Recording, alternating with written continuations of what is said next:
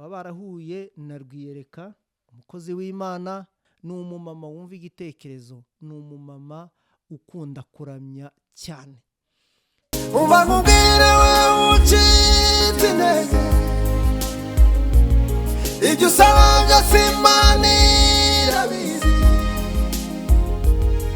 Uwiteka ntabwo yananiwe, Uwiteka ntiyabinaniwe. N'isaha itaragera, Uwiteka ntiyabinaniwe. N'isaha itaragera, umva nshuti ubwire ibikugoye ni byinshi, ibibabaza umutima ni byinshi kuri isi ya none.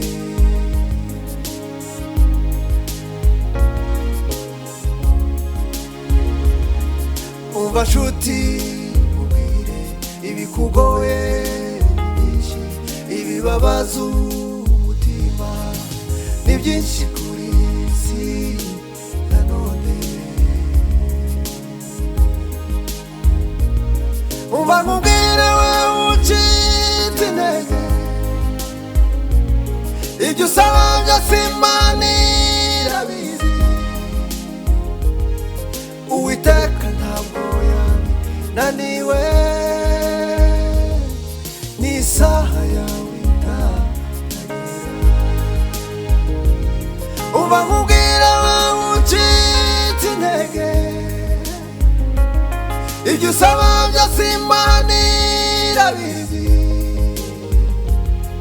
Uwiteka ntabwo yananiwe, kubikora n'ukuriza bikora. Uwiteka ntabwo yananiwe, kubikora n'ukuriza bikora. Umva nkubwire wewe ucitse intege, ibyo usaba byose Imana irabizi. Uwiteka ntabwo yananiwe,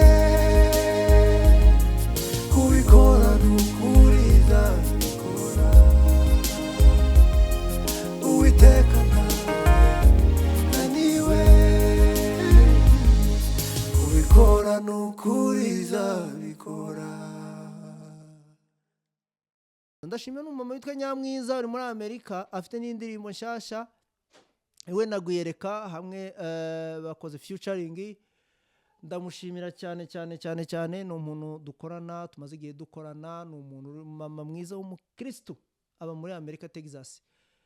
Ni umumama ukunda Imana, umumama uca bugufi, ni umumama wumvikana. Umva nshuti ubwire ibikugoye ni byinshi, ibibabaza umutima ni byinshi kuri isi ya none. Umva nkubwire wewe ucitse intege, ibyo usaba byose Imana irabizi. Uwiteka ntabwo yananiwe, n'isaha yawe itaragera. Umva nkubwire wewe ucitse intege, ibyo usaba byose Imana irabizi. Uwiteka ntabwo yananiwe,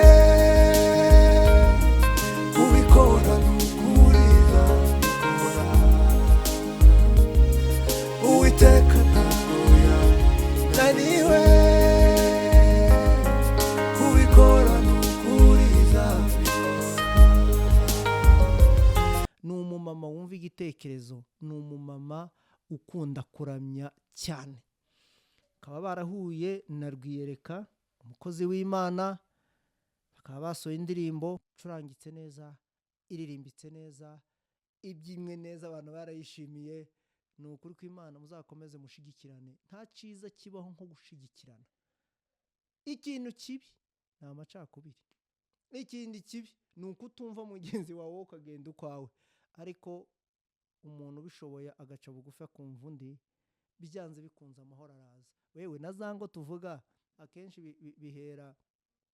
bihera mu kutumvikana akantu gato cyane ka simple. Umwe agahita agenda amatambo, undi akagenda amatambi, bikarangira ibintu bibaye bibi. Ariko iyo habaye guca bugufi, waba uzi Imana waba utayizi, basi b'imfura b'imfura rwose, mugenzi basi wiyime wishireho ikosa, nubona kwishiraho ikosa, iryo kosa rizakubatura. Ni nkako nabivuga, iki kikiri bitwaye iki? Ngiye ntabwo ndi pasiteri ngo ngiye gusenga cyane nsengera abantu ngo ngire gute. Isengere nawe urashoboye.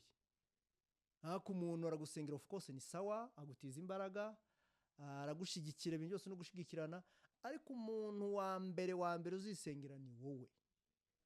Senga ube connect n'Imana yawe, ahasigaye rero ibitangaza uzabona. Niba urwaye usenge, niba unaniwe usenge, niba ufite ibibazo byose usenge n'umutima wawe. Umutimanama wawe niwo mujyanama wa mbere ukomeye. Niba ufite umuhamagaro, egera abagenzi bawe babwire. Niba ufite kuririmba, ufite gucuranga, ufite iyerekwa yose ufite, mu by'ukuri iyerekwa yawe uzarisohoza gute utabyegereye bagenzi bawe ngo babwire? Egera umuntu. Abo bantu mvuga ngo ntimushima umuntu ntuzakugeza ku nzozi zawe. Umva nshuti ubwire ibikugoye byinshi, ibibabaza umutima ni byinshi kuri isi ya none. Umva nkubwire wewe ucitse intege, ibyo usaba byose Imana irabizi. Uwiteka ntabwo yananiwe, n'isaha yawe itaragera. Umva nkubwire wewe ucitse intege, ibyo usaba byose Imana irabizi. Uwiteka ntabwo yananiwe, kubikora n'ukuriza bikora. Uwiteka ntabwo yananiwe, kubikora n'ukuriza bikora. Umva nkubwire wowe ucitse intege, ibyo usaba byose Imana irabizi. Uwiteka ntabwo yananiwe.